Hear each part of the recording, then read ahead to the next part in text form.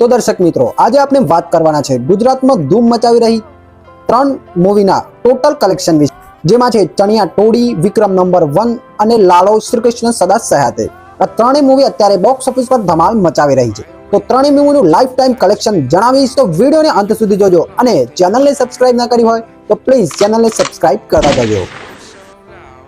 સૌપ્રથમ વાત કરીએ ચણિયા ટોળી મૂવી વિશે. આ મૂવી 21 ઓક્ટોબર 2025 ના રોજ રિલીઝ થઈ હતી અને આજે આ મૂવીનો બોક્સ ઓફિસ પર 18મો દિવસ ચાલી રહ્યો છે. અને આ મૂવીમાં આપણને યશ સોની, ચેતન દહિયા, નૈન્ત્રી ત્રિવેદી જેવા ધમાકેદાર કલાકારો જોવા મળ્યા છે. હવે વાત કરીએ એના કલેક્શન વિશે. કલેક્શન વિશે વાત કરું એના પહેલા તમને જણાવી દઉં કે હું એઝ એ રિપોર્ટ કલેક્શન આપીશ. મેકર્સે જે કલેક્શન આપ્યું હોય છે એમાં થોડું ઉપર નીચે હોઈ શકે છે. આ ઓફિશિયલ રિપોર્ટ છે અને હું રિપોર્ટ મુજબ જ કલેક્શન આપીશ.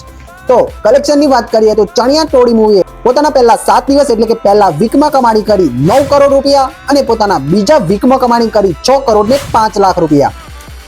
અને આ મૂવીએ 2 વીક પછી પોતાના 15મા દિવસે કલેક્શન કર્યું 60 લાખ રૂપિયા, પોતાના 16મા દિવસે કલેક્શન કર્યું 45 લાખ રૂપિયા અને પોતાના 17મા દિવસે કલેક્શન કર્યું 20 લાખ રૂપિયા. અને આજે પણ આ મૂવીનું કલેક્શન સારું એવું આવી રહ્યું છે.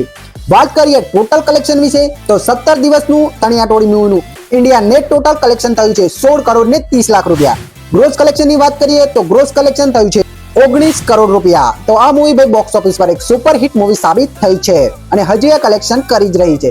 હવે વાત કરીએ નંબર 2 મૂવી એટલે કે હાલ ફિલહાલમાં જે મૂવીનો ક્રેઝ બહુ જબરદસ્ત જોવા મળી રહ્યો છે એવી લાલો શ્રી કૃષ્ણ સદા સહાતે મૂવીને. આ મૂવી રિલીઝ થઈ હતી 10 ઓક્ટોબર 2025 ના રોજ અને આ મૂવીનો આજે બોક્સ ઓફિસ પર 27મો દિવસ ચાલી રહ્યો છે.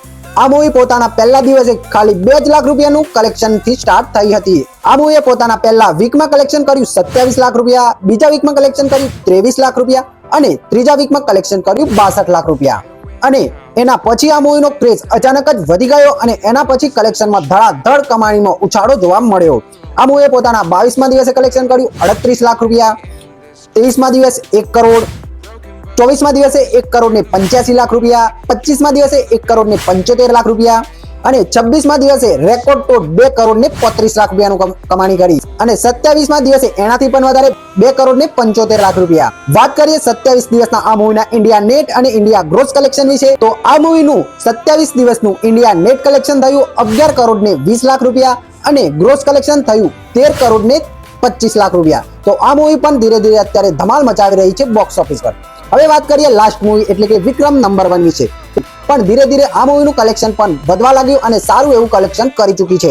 તો વિક્રમ નંબર 1 પોતાના પહેલા વીકમાં કલેક્શન કર્યું 18 લાખ રૂપિયા, પોતાના બીજા વીકમાં કલેક્શન કર્યું 9 લાખ રૂપિયા અને પોતાના ત્રીજા વીકમાં કલેક્શન કર્યું 7 લાખ રૂપિયા. અને વાત કરીએ આ મૂવીના ટોટલ કલેક્શન વિશે તો વિક્રમ નંબર 1 મૂવીનું અત્યાર સુધીનું ટોટલ કલેક્શન થઈ ચૂક્યું છે 21 દિવસનું 34 લાખ રૂપિયા. ઇન્ડિયા નેટ અને ગ્રોસની વાત કરીએ તો 35 લાખ રૂપિયા થાય છે. પણ આ મૂવી ઓછી સ્ક્રીન્સ પર રિલીઝ થઈ હતી અને આ મૂવી સિંગલ સ્ક્રીન થિયેટરમાં વધારે ચાલે છે તો એ કલેક્શન મે બી એડ નથી થયું. તો આ મૂવીનું ઓવરઓલ કલેક્શન 50 લાખની આજુબાજુ હોઈ શકે છે. તો તમને બેસ્ટ મૂવી કઈ લાગી કમેન્ટ બોક્સમાં જરૂરથી જણાવજો. મળીએ કોઈ આવા સરસ વિડીયોમાં. ત્યાર સુધી bye, take care, thank you.